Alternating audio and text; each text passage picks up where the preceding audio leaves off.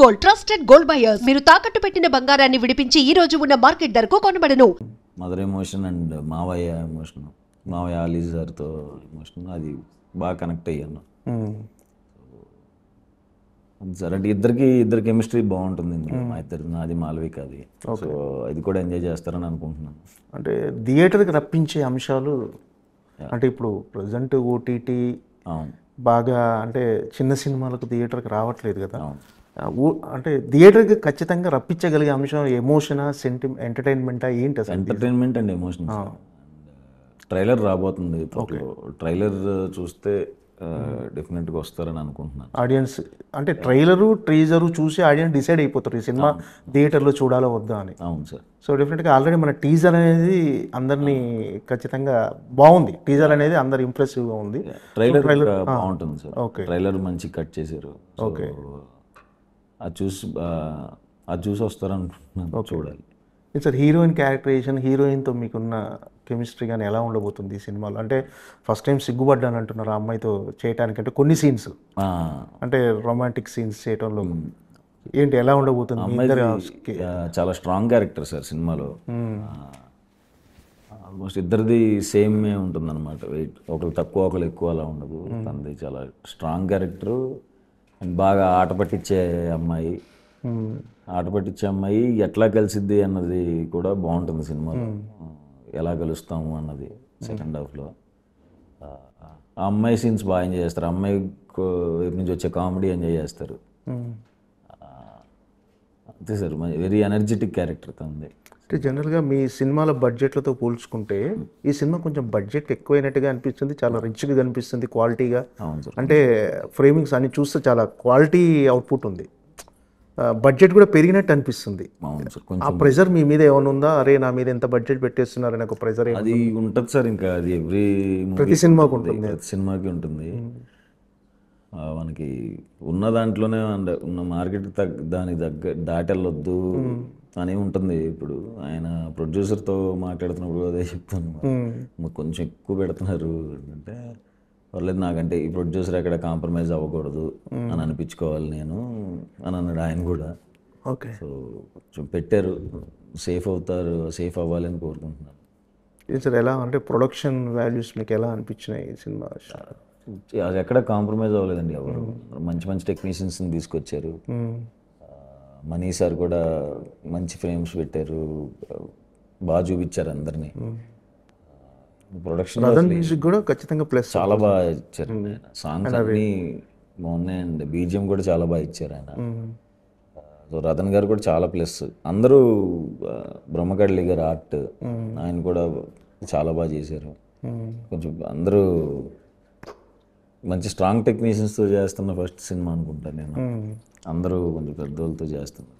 Okay, output చూసుకున్నారా sir? సినిమా చూసారా మీరు ఫస్ట్? సార్ అంటే ఫస్ట్ మన డైరెక్టర్ గారు చెప్పినప్పటికీ ఇప్పటికీ మీ స్క్రీన్ మీద చూసుకున్నప్పటికీ అంటే మీరు అవుట్పుట్ చూసినప్పుడు డిఫరెన్స్ ఏమైనా కనిపించిందా?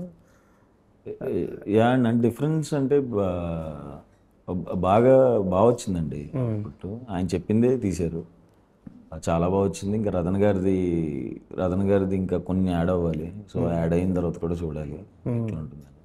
ఓకే, అంటే ప్రతి సినిమా మనం సక్సెస్ కావాలని ఖచ్చితంగా మొదటి నుంచి కష్టపడతాము, సక్సెస్ కోసమే ట్రై చేస్తాం. కానీ కొన్ని సినిమాలు మంచి పేరు వచ్చినా కూడా ఒక్కొక్కసారి థియేట్రికల్ దగ్గర కమర్షియల్గా అంత పే చేయవు సార్. అలాంటి టైంలో మీరు డిసప్పాయింట్ అవుతారా, ఏమన్నా ఆలోచిస్తారా? అవుతుంది సార్, డిసప్పాయింట్ అవుతుంది డెఫినెట్గా. అంటే నెక్స్ట్ ఏం చేయొచ్చు, ఇంకేమేమో ఎలిమెంట్స్ ఉండాలి రావాలి అంటే ఎందుకు రావట్లేదని క్వశ్చన్ ఉండదు, కానీ మనం ఇంకేం చేసి తెప్పించవచ్చు అన్న దాని మీదే వర్క్ చేస్తూ ఉంటాను. ఓకే, నెక్స్ట్ సినిమాకి ఇంకేం చేయొచ్చు తెప్పించడానికి అనే చూస్తాం. అవి ఏమైనా నెక్స్ట్ సినిమాకి ఇంప్లిమెంట్ చేస్తారా మీరు అనుకునే? ఇప్పుడు జరిగే మూవీ ప్రజెంట్ షూటింగ్లు ఉన్నాయి. అంటే క్రియేటివ్ సైడ్ ఏమైనా ఇన్వాల్వ్ అవుతారా మీరు? క్రియేటివ్ సైడ్ ఏమి ఇన్వాల్వ్ అవ్వను, కానీ ఏమేమి ఉంటే బాగుంటుందని చెప్పి డిస్కషన్స్ జరుగుతాయి. ఓకే, చేసే వాళ్ళందరూ నాకు తెలిసిన వాళ్ళే కాబట్టి, డెబ్యూటెంట్స్ నా ఫ్రెండ్సే కాబట్టి ఓకే డిస్కషన్స్ అయితే జరుగుతాయి. అంటే సినిమా ఒప్పుకునే ముందు ఏమైనా చెక్ పాయింట్ ఉంటుందా? అంటే కొన్ని సినిమా కథ కానీ అంటే కొన్ని చెక్ చేసుకుంటే ఒక చెక్ పాయింట్ దగ్గర ఒక దగ్గర ఆగి ఈ సినిమా ఒప్పుకోవాలా లేదని ఆలోచిస్తారా? కథ విన్న తర్వాత నాకు నచ్చిన తర్వాత ఇంకా నచ్చింది అంటే మొత్తం కంప్లీట్ డైరెక్టర్కి ఇంకా నమ్మేస్తాను సార్. ఓకే. ఇంకా ఇన్నోలో ఉంది దీంట్లో, డైరెక్టర్ ఏం చెప్తే అది చేస్తాను. అంటే ఇక సుహాస్ గారు ఒక మన ప్రసన్న వదనం రిలీజ్ అయిన తర్వాత ఆ టైప్ ఆఫ్ సబ్జెక్ట్స్ వచ్చి ఉంటాయి ఖచ్చితంగా. మళ్ళీ మన అంబాజీపేట తర్వాత మళ్ళీ ఆ కైండ్ ఆఫ్ సబ్జెక్టులు వస్తుంటాయి. చాలా కథలు వస్తుంటాయి మీ దగ్గరికి. రిజెక్ట్ చేసిన కథలు ఉంటాయి సార్? రిజెక్ట్ చేస్తుంటారా కథలు? చేస్తాం. విన్న కథలు అంటే బాగాలేదు అని చెప్పను కానీ చేయలేనండి ఈ ప్రాజెక్ట్ అని చెప్పి. అంటే కొత్త డైరెక్టర్లతోనే వెళ్ళిపోతున్నారు ఇప్పుడు కూడా. అంటే హీరోగా ఎస్టాబ్లిష్ అయ్యారు. ఎస్టాబ్లిష్ అయిపోయిన తర్వాత లేదు మన రేంజ్ పెంచుకోవాలి, మన మార్కెట్ పెంచుకోవాలి అని చాలామంది హీరోలు ఉంటుంది స్ట్రాటజీ డెఫినెట్గా. అంటే మీరు మాత్రం మళ్ళీ కొత్త వాళ్ళని ఎంకరేజ్ చేస్తూ కొత్త డైరెక్టర్లతోనే వెళ్ళిపోతున్నారు. రీజన్ ఏంటి సార్? అంటే మీకు ఆ మార్కెట్ క్యాలిక్యులేషన్స్ అవన్నీ చూసుకోవట్లేదా ఏంటి? అది ఏమో సార్ మరి తెలీదు నాకు. ఎందుకో డెబ్యూ డైరెక్టర్స్తో చేయాలని ఉంటుంది, లేదా ఏదన్నా విలన్ అలాంటివి చేస్తున్నప్పుడు పెద్ద డైరెక్టర్స్కి వెళ్ళి. పెద్ద డైరెక్టర్లతో చేసినా కూడా ఏదైనా సక్సెస్ అనేది ఆ కథ దాన్ని బట్టి ఉంటుంది. అవును సార్. సో అది కూడా గ్యారంటీ చెప్పలేము. ఏదైనా కథను బట్టి జనాలు రిసీవ్ చేసుకునే దాన్ని బట్టి ఉంటుంది. అవును. సో అంటే మీకు అలాంటి ఆలోచన ఏం లేదా? అంటే పెద్ద డైరెక్టర్లతో చేయటం ప్రెజెంట్ అయితే ఏం లేదు. ప్రెజెంట్ ఇంకా కొంతమంది డైరెక్టర్స్ ఉన్నారు. నేను నాతో ట్రావెల్ చేసిన వాళ్ళని ఇంకొంతమందిని డైరెక్టర్ చేయాల్సింది ఉంది. సో వాళ్ళందరూ కంప్లీట్ అవ్వాలి సార్ ఫస్ట్. Okay sir. మీరు అప్పుడు విజయ్ సేతుపతి గారు ఒక ఇంటర్వ్యూ చేశారు. అవును సార్. అందులో ఒక కోడ్ బీభత్సంగా వెళ్ళిపోయింది. విజయ్ సేతుపతి గారిని మీరు ఏది మిస్ అవుతున్నా, మీరు ఏం మిస్ అవుతున్నారు అని అంటే, నన్ను నేను మిస్ అవుతున్నాను అని చెప్పి చాలా ఎమోషనల్, చాలా ఉంది. సో అలా మిమ్మల్ని నేను అడిగితే మీరు ఏమన్నా మిస్ అవుతున్నారా ఇప్పుడు? అంటే మీరు కెరీర్ స్టార్ట్ చేసిన దగ్గర నుంచి ఇప్పటి వరకు మిస్ అవ్వట్లేదు సార్. నేను ఎంజాయ్ ఫ్యామిలీతో హ్యాపీగా ఉన్నారా? అంత ఫ్యామిలీ, పిల్లోడితో, మా కుక్కతో, ఫ్రెండ్స్తో, అందరు నాకు కావాల్సిన వాళ్ళు ఉన్నారు ఇక్కడే. సో వాళ్ళతో ఎంజాయ్ చేయటం, ఖాళీ ఉన్నప్పుడు అలా ఏమన్నా క్రికెట్ ఆడుకోవటం, అంటే నేను ఇది కోరుకున్నాను సార్. సో ఇది ఎంజాయ్ చేస్తున్నాను. ఓకే. అంటే డెస్టినీ వీటిని నమ్ముతారా సార్ మీరు? అంటే ఏదైనా మనకు రాసి పెట్టుంటేనే జరుగుద్ది. ఏమో సార్, మేబీ జరగవచ్చేమో సార్, రాసి పెట్టుంటే జరగవచ్చు. అంటే మీరు నమ్ముతారా అని అంటే ఆలోచిస్తుంది సార్.